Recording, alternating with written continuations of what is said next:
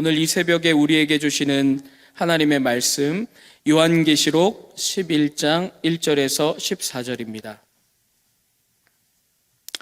신약성경 409면에 있는 요한계시록 11장 1절에서 14절의 말씀입니다.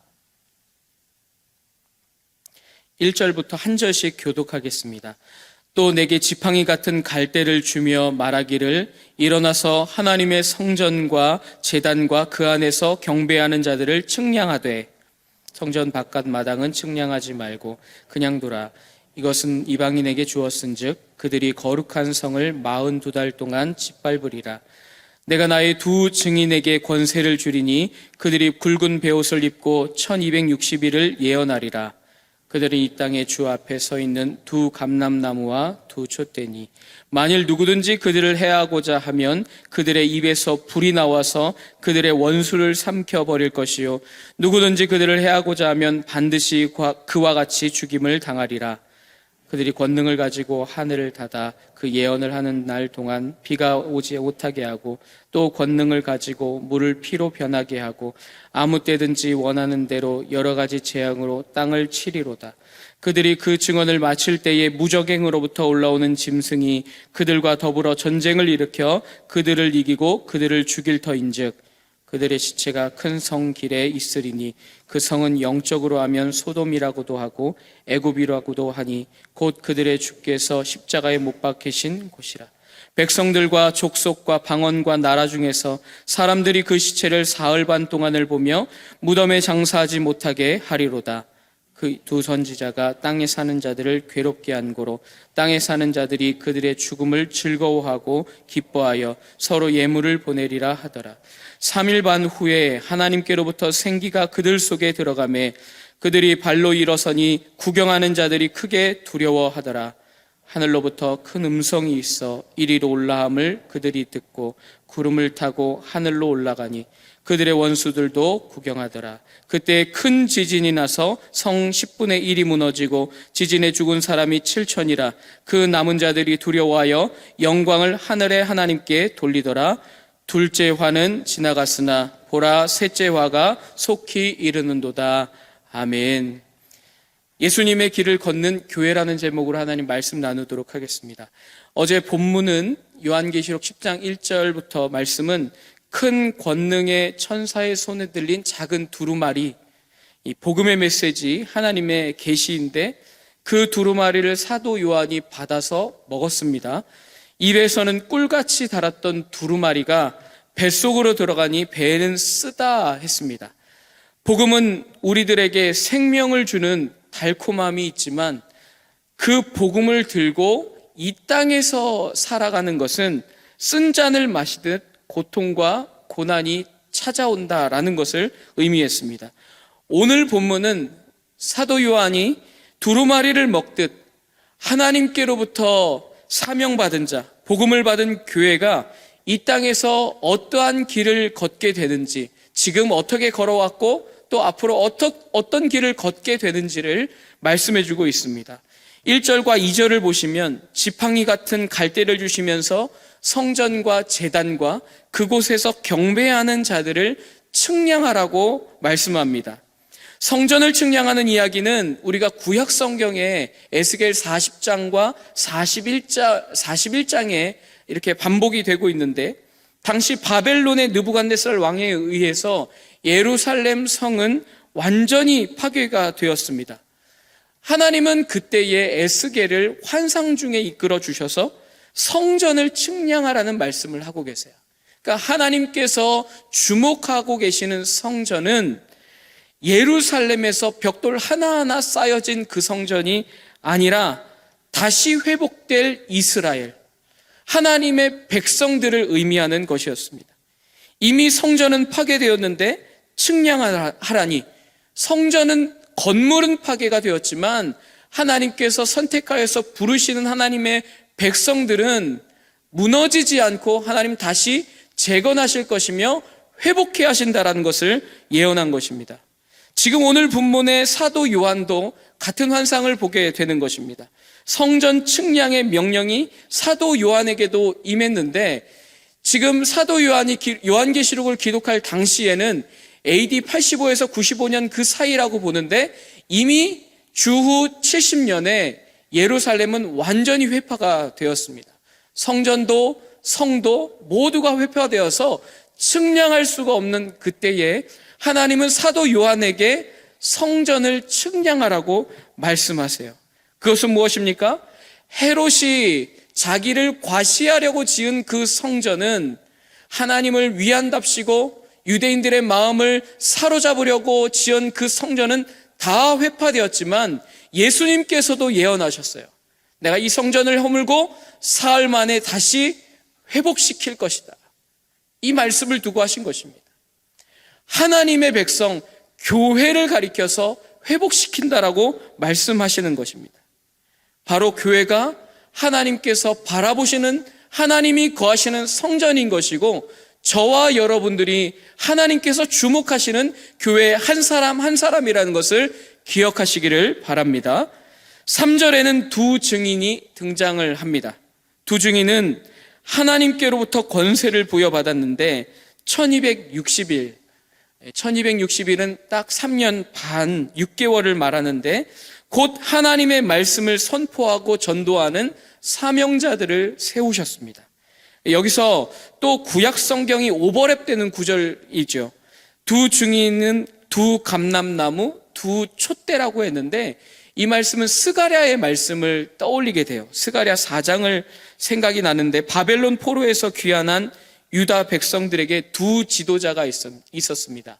총독인 스룹바벨과 또 대제사장 여호수아를 하나님께서 세워주셔서 이들이 포로 귀환 후에 하나님을 위한 성전을 짓는, 그러니까 솔로몬의 성전과는 비교할 수 없을 정도로 초라했지만 그 초라해 보이는 성전 가운데에도 하나님의 크신 영광이 임할 것이고 하나님의 백성을 이끌어가는 두 감람나무, 두 촛대를 통하여서 이스라엘을 회복해 하실 것이라고 하는 또 그때도 환상을 보여주셨습니다.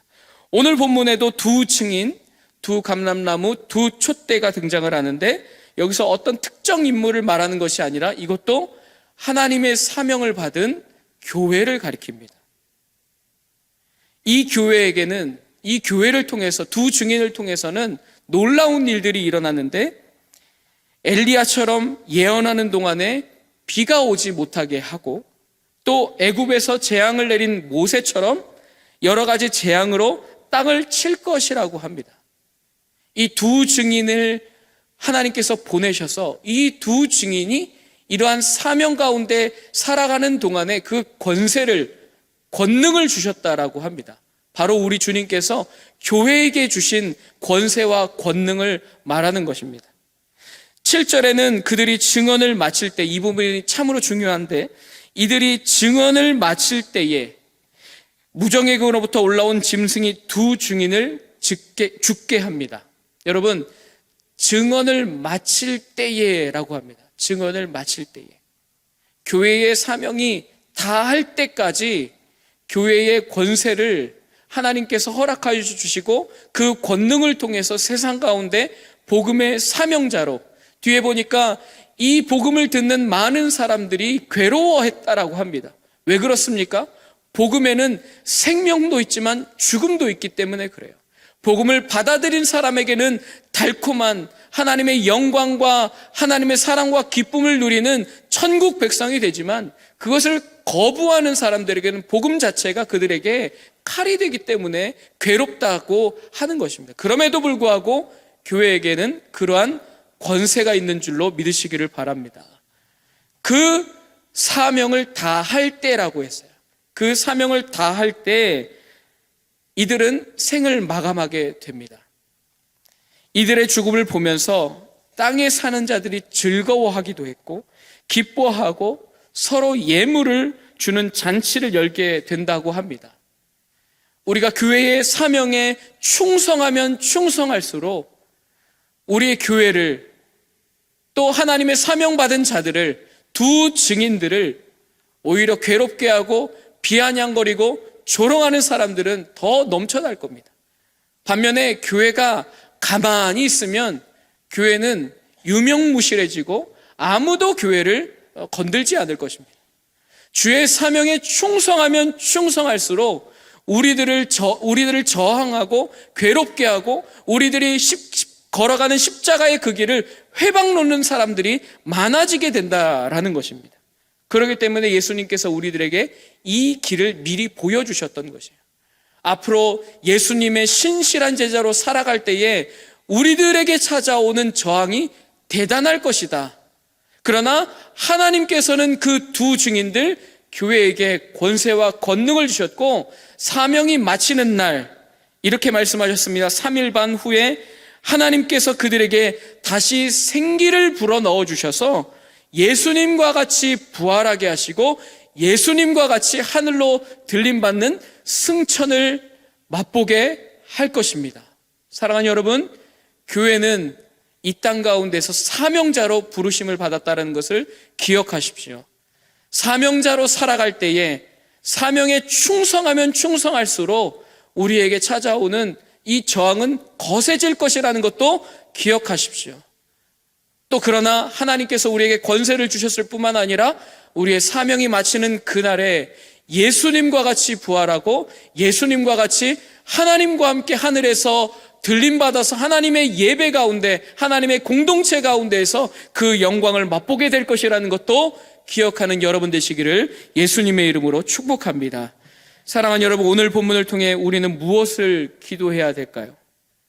나는 교회의 한 사람으로서 복음 전도자로서 예수님의 증인으로서 요한계시록의 11장에 기록된 이 두 증인과 같은 삶을 살아가고 있는가?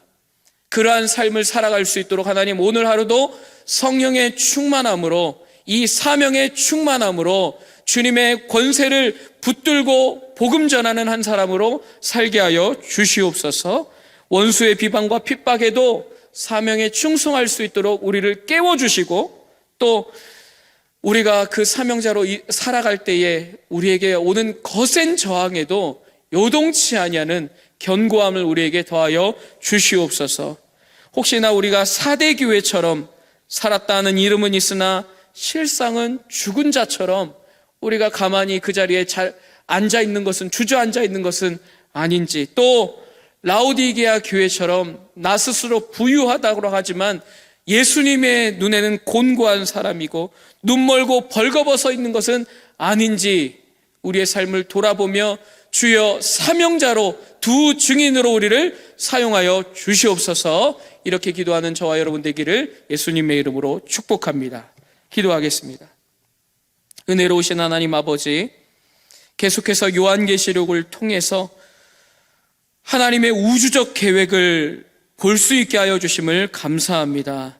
나의 삶의 생활에 매몰되어서 내 욕망에 파묻혀서 하나님의 원대하신 계획을 외면한 채 하나님 나의 목표와 계획만을 쫓아 살아갔던 것은 아닌지 우리 자신을 돌아보게 하시고 하나님의 계획 가운데 두 증인으로 쓰임받는 우리 모두가 되게 하여 주시옵소서. 우리 교회가 주님 다시 오실 때까지 이 사명의 주인공으로 쓰임받기를 원합니다. 하나님, 우리뿐만 아니라 우리 미래 세대들도 하나님 이번 여름에 하나님께서 허락하여 주신 성경학교와 수련회를 통하여서 사명자로 우뚝 서게 하여 주시옵시고 하나님 그들의 평생의 사명을 붙들고 씨름하며 예수님의 신실한 제자로 살아갈 수 있도록 이번 여름 가운데 특별한 은혜를 더하여 주시옵소서. 교역자들과 교사들과 부모들이 한 마음이 되어서 이 여름에 이들의 마음 가운데 하나님의 말씀을 심어줄 수 있는 그런 놀라운 일이 일어날 수 있도록 주여 함께하여 주시옵소서. 오늘 하루도 증인의 삶을 살아가기를, 예수님의 십자가의 길을 걸어가기를 간절히 소망하오며 우리의 인도자 되시는 우리 구주 예수님 이름으로 기도드립니다. 아멘.